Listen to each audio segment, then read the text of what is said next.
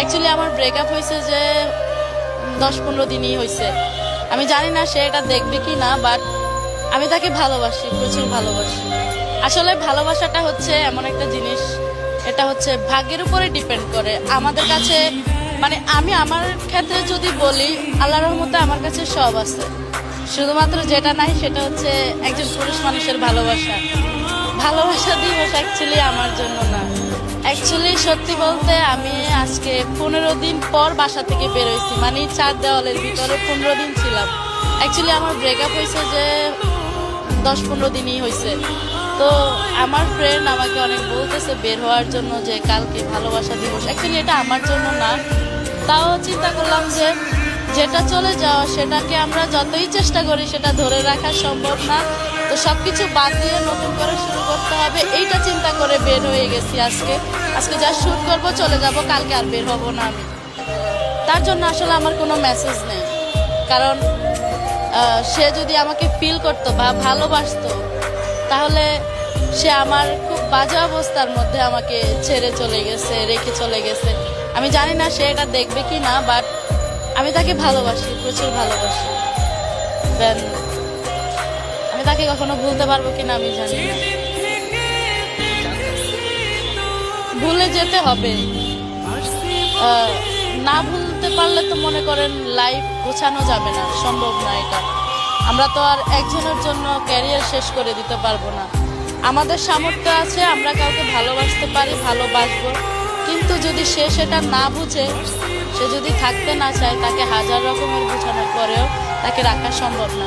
আমি তার উদ্দেশ্যে একটা কথাই বলতে চাই, সে যদি এই ভিডিওটা দেখে থাকে, তাকে বলতে চাই যে সে শুধু আমাকে ছেড়ে যায় না, আমাকে পুরো ভেঙে চলে গেছে, যেটা জোড়া লাগানো আমার সাধ্যের বাহিরে।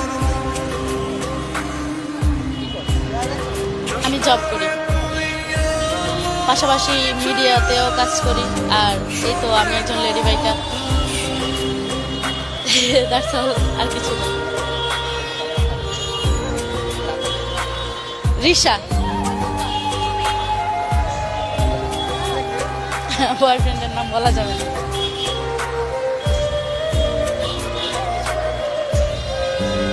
ইচ্ছা আপনাদের বলতে পারেন।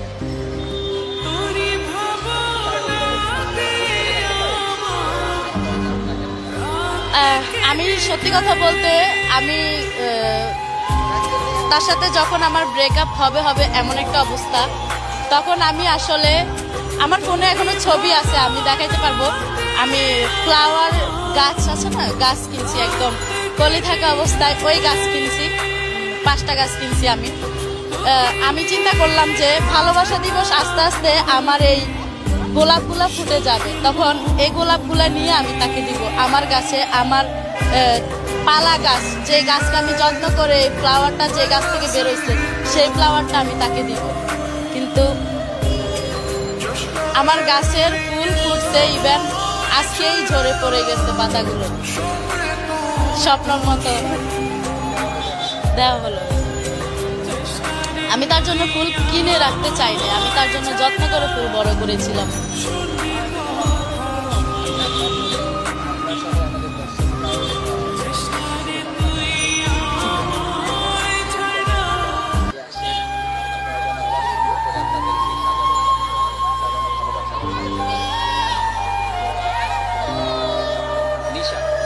রিশা,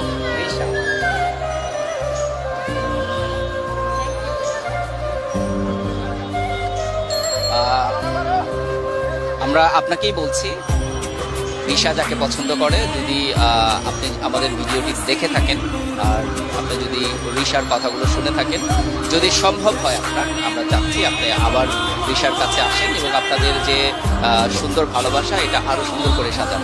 ধন্যবাদ আপনাকে।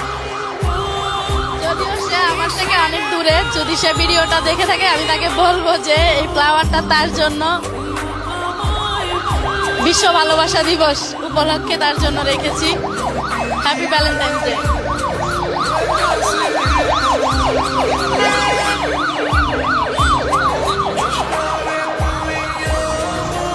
সব প্রশ্নের আসলে উত্তর হয় না, তো কিনেছি ওর জন্যই, বাট আমি আমার ফ্রেন্ডকে দিয়ে দেব, কারণ সে সবসময় আমার পাশে ছিল, সবসময় আমাকে সাপোর্ট করেছে। ইভেন আমি যখন ডিপ্রেশনে প্যানিক অ্যাটাক করছি আজ থেকে 8 দিন আগে, প্যানিক অ্যাটাক করা অবস্থায় সে আমার পাশে ছিল। আমার ফ্যামিলির কেউ এখানে থাকে না, সো সে আমাকে অনেক সাপোর্ট করছে। হসপিটালে আমি 4 দিন ছিলাম, 4 দিনই আমার সাথে ছিল। So she deserve it.